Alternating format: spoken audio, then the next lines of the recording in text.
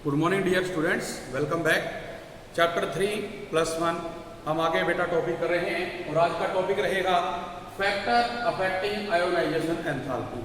देखिए, last lecture में आपको बताया था भी जो अमाउंट ऑफ एनर्जी चाहिए किसी भी मोस्ट लूजली बाउंड इलेक्ट्रॉन को बाहर निकालने के लिए उसे हम कहते हैं आयोनाइजेशन एंथैल्पी। और हमने बताया था उसमें भी हम जब लेफ्ट टू राइट जाते हैं पीरियड में और टॉप टू बॉटम जाते हैं बेटा ग्रुप में तो क्या चेंजेस जाते हैं। आज उसी को आगे करते हैं। कुछ फैक्टर हैं जो आयोनाइजेशन एंथैल्पी पे अफेक्ट डालते हैं। फर्स्ट बेटा जो इसमें रहेगा वो है न्यूक्लियर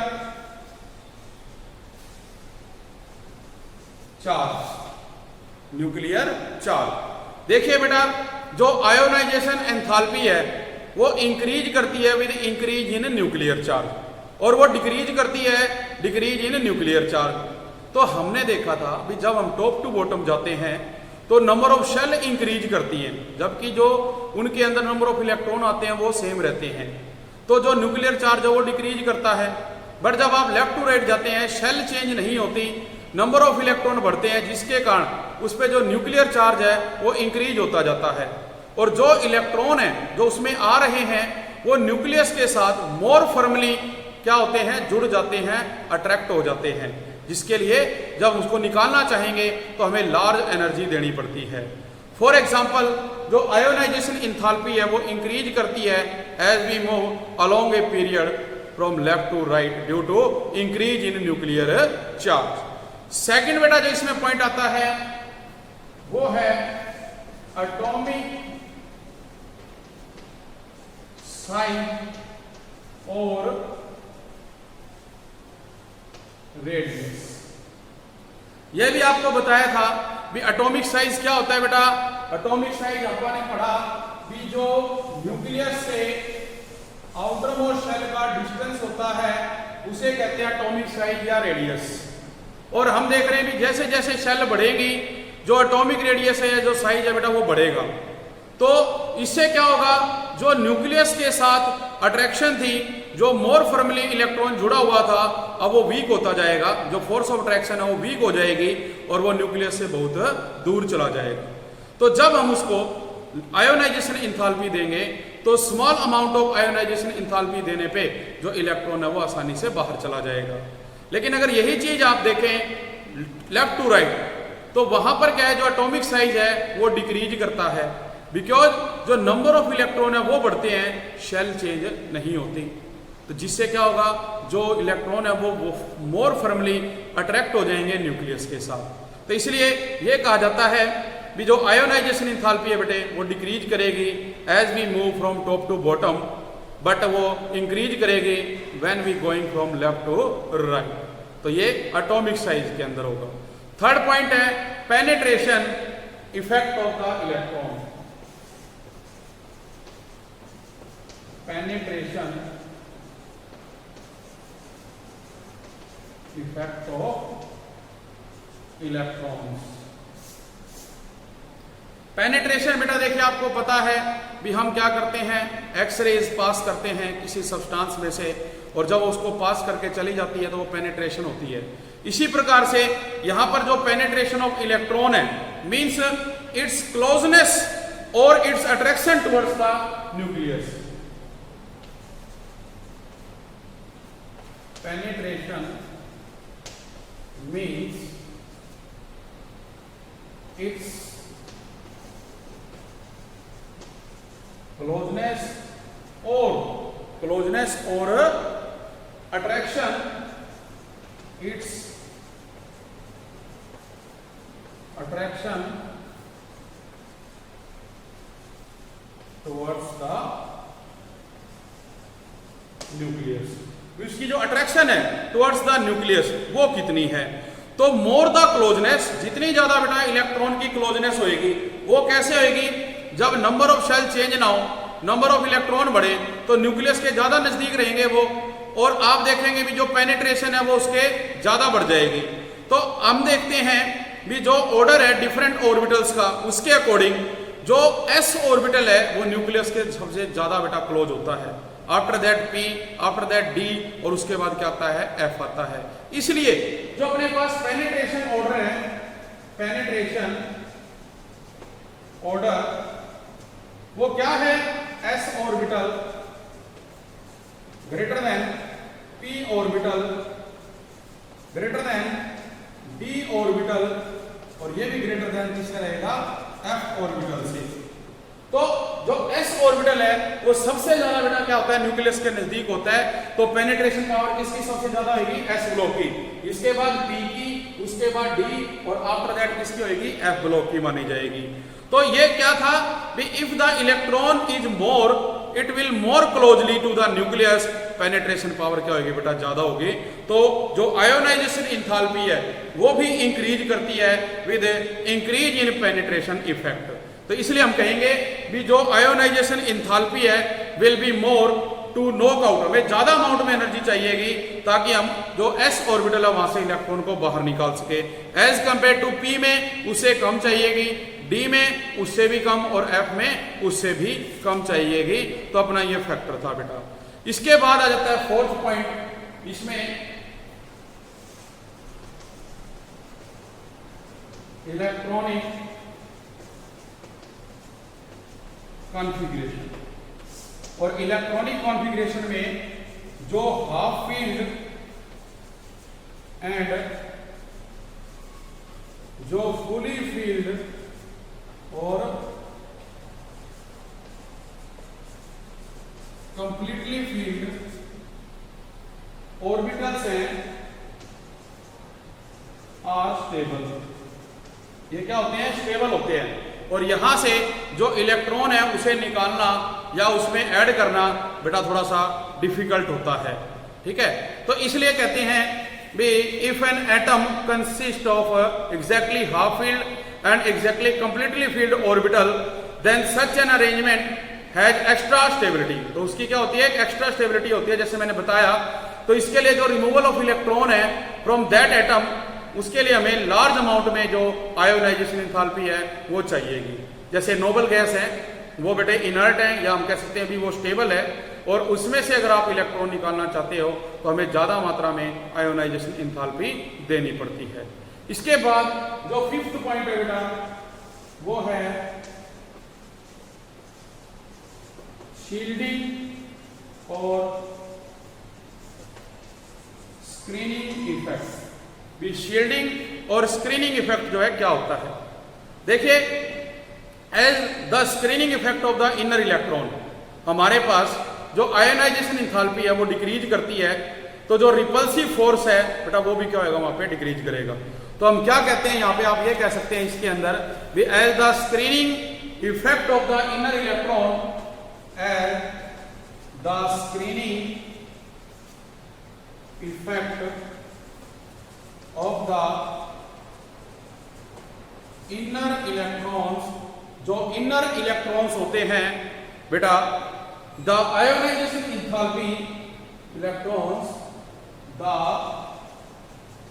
आयोनाइजेशन एंथैल्पी जो हमारे पास बेटा होती है वो क्या करती है, डिक्रीज करती है बेटे। क्या करेगी वो, डिक्रीज करेगी, डिक्रीजिंग, ठीक है। फिर ये कहते हैं दी देयरफॉर जो हमारे पास रिपल्सिव फोर्स है, द रिपल्सिव फोर्स, जो रिपल्सिव फोर्स होता है बेटा felt by the valence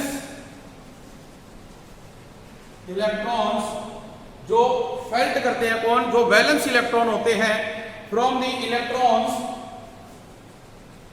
from the electrons, जो हमारे पास इलेक्ट्रॉन्स हैं प्रेजेंट इन द इनर, जो हमारे पास क्या है, inner shell, present in the inner shell is called screening effect.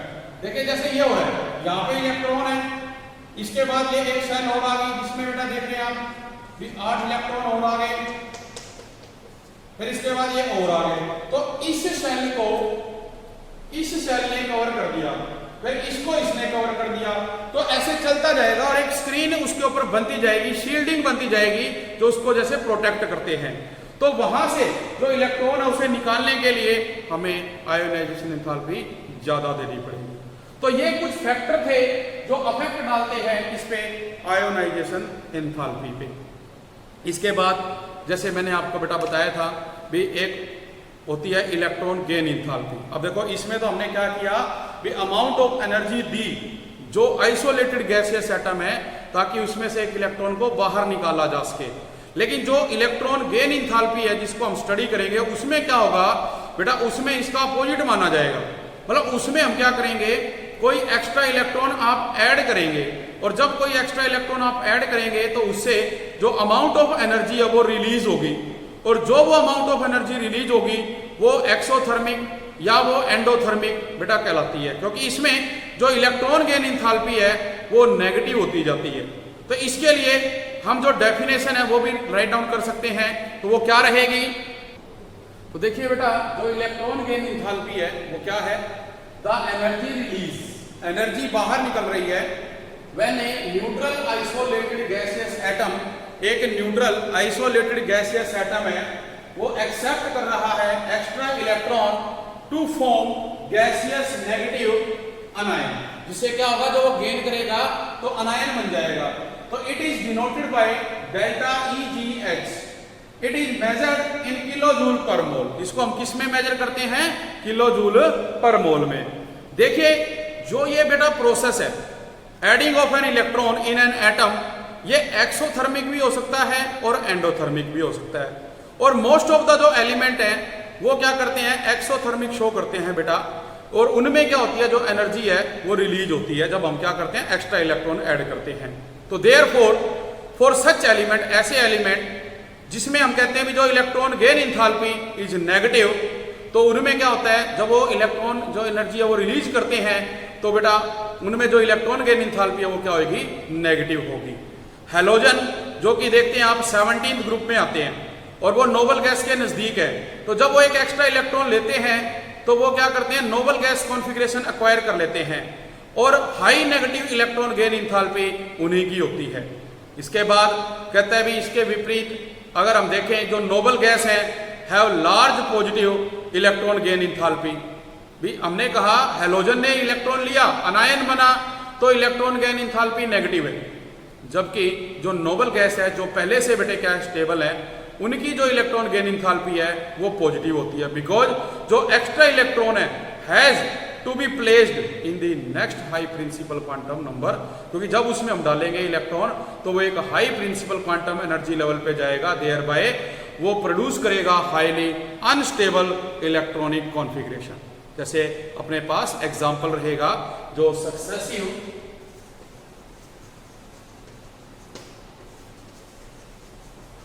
Electron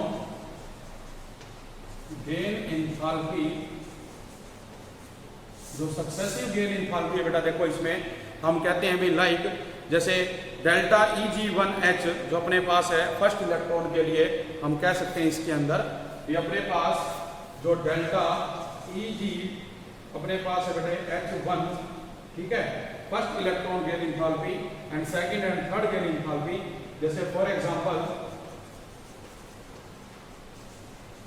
जो ऑक्सीजन है आपके पास गैसियस स्टेट में कोई इलेक्ट्रॉन ले रहा है गैसियस और O-1 बन गया बेटे, और जब ये क्या हुआ O-1 बन गया इन गैसियस स्टेट, तो इसकी जो डेल्टा EgH1 है वो क्या होगी बेटा, नेगेटिव में होगी, और वो है -141 किलो जूल पर मोल।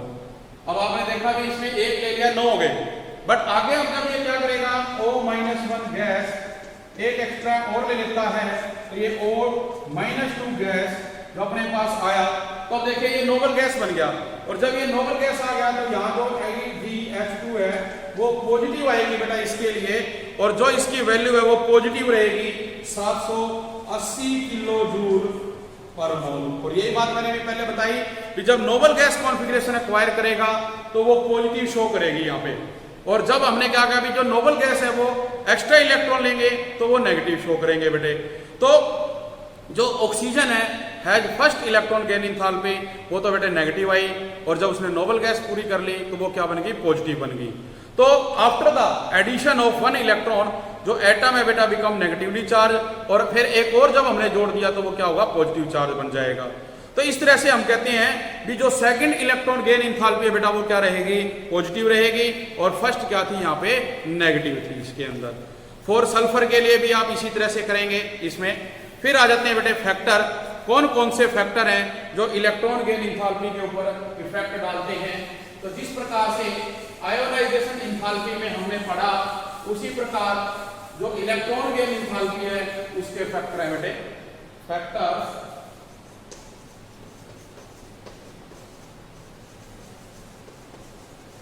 affecting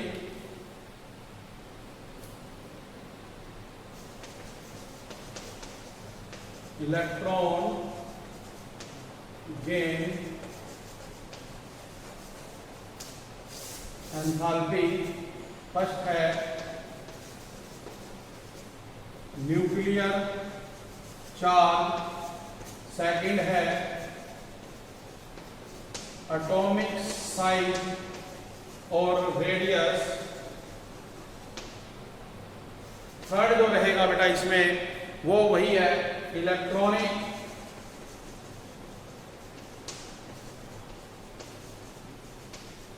configuration. तो इसमें भी हम उसी प्रकार से बताएंगे जैसे आयोनाइजेशन इंथैल्पी में आपने पढ़ा भी, जो साइज ऑफ द जो एटम है बेटे वो इंक्रीज होगा तो जो डिस्टेंस है न्यूक्लियस का और इलेक्ट्रॉन का वो बढ़ेगा, जिससे क्या होगा, जो इनकमिंग इलेक्ट्रॉन है वो उससे दूर जाएगा। तो यहाँ पर जो इलेक्ट्रॉन गेन इंथैल्पी है वो क्या होगी, नेगेटिव बनेगी बेटे। जो न्यूक्लियर चार्ज है उसमें भी ये कहते हैं भी as the number of charge increase, जैसे जैसे चार्ज इंक्रीज करेगा जो फोर्स ऑफ अट्रैक्शन है between the nucleus and its incoming electron वो इंक्रीज करेगी, और जो बेटा इलेक्ट्रॉन गेन इंथैल्पी है वो क्या आएगी, बिकम्स मोर नेगेटिव। और जो इलेक्ट्रॉन गेन इंथैल्पी वो आपको पता ही है, हम हाफ फील्ड लेते हैं और कंप्लीटली फील्ड लेते हैं, जिसके अंदर आप कहते हैं भी एक्स्ट्रा स्टेबिलिटी होती है, ठीक है। और उसके बाद जो ये एलिमेंट है जो एग्जैक्टली हाफ फील्ड और कंप्लीटली फील्ड है बेटे वो वेरी स्टेबल है। तो एज ए रिजल्ट जो एनर्जी है has to be supplied to add an electron, हम एनर्जी सप्लाई करेंगे। तो जो नोबल गैस कॉन्फ़िगरेशन बेटा जब ये एक्वायर कर लेगा तो नोबल गैस कॉन्फ़िगरेशन बनने पे हम देखेंगे भी जो इसकी इलेक्ट्रॉन गेन इंथैल्पी है वो क्या आएगी, पॉजिटिव बन जाएगी। तो अपने पास ये क्या रहेगा, उसका फैक्टर रहेगा थर्ड जो इलेक्ट्रॉन कॉन्फ़िगरेशन है।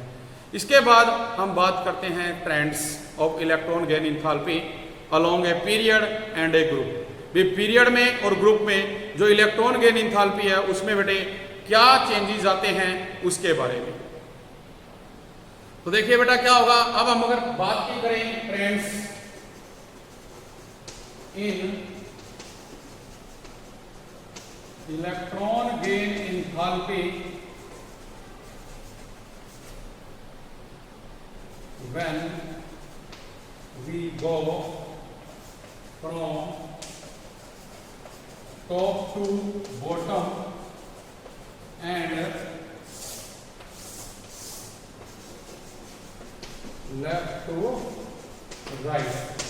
तो देखिए इसमें क्या होगा बेटा, जब आप बेटा टॉप से बॉटम जाते हैं तो एक तो एटॉमिक साइज इंक्रीज होता है और एक जो न्यूक्लियर चार्ज है वो भी इंक्रीज होता है। बट बेटा as compare to nuclear charge जो एटॉमिक साइज है वो मोर प्रोनाउंस्ड है बेटा इसके अंदर। और जैसे जैसे एटॉमिक साइज बढ़ता जाएगा जो कमिंग इलेक्ट्रॉन है उसकी न्यूक्लियस से जो अट्रैक्शन है वो वीक होती जाएगी, और जैसे जैसे वो वीक होती जाएगी जो इलेक्ट्रॉन गेन इंथैल्पी है वो लेस नेगेटिव होती जाएगी टॉप टू बॉटम। लेकिन बेटे जब हम जाते हैं लेफ्ट टू राइट वहां पर भी एटॉमिक साइज डिक्रीज करता है जबकि जो न्यूक्लियर चार्ज है वो इंक्रीज करेगा।